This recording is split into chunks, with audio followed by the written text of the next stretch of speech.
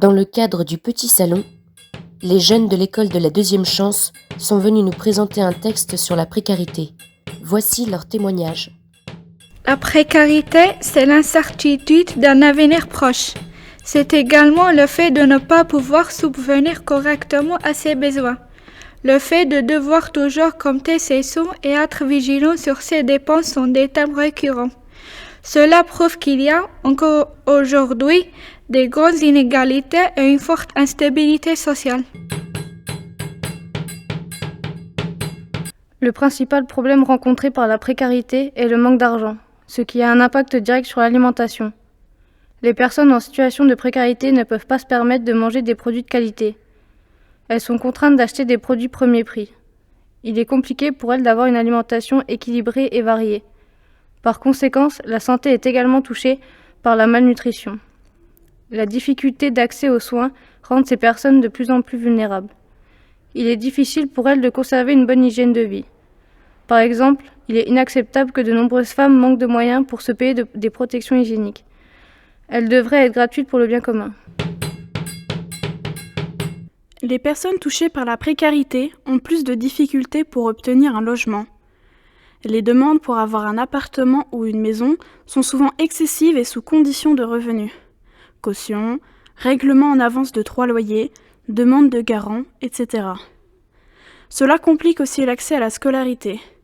En effet, les études après le bac peuvent devenir très coûteuses, tout comme les loisirs.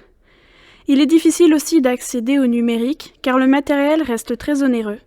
Depuis le début de la crise sanitaire, une grande précarité numérique s'est confirmée.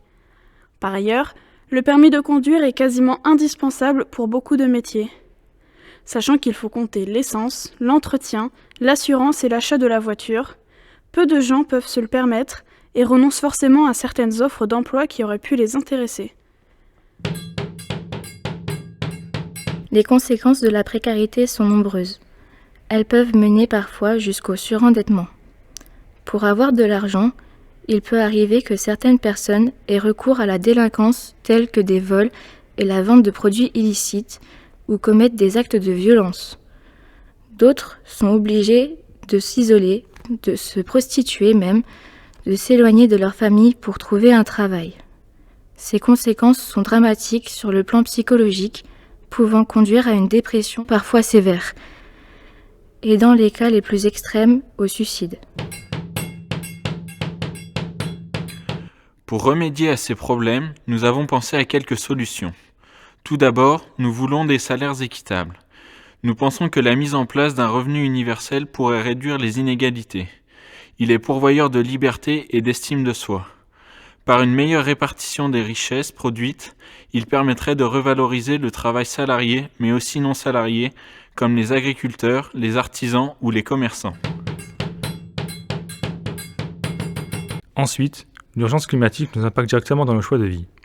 Il serait raisonnable de revoir notre système économique en développant des réseaux de consommation locale, plus accessibles et donc moins coûteux. Il faut stopper la mondialisation et cette frénésie à vouloir toujours gagner plus au détriment d'une vie en société.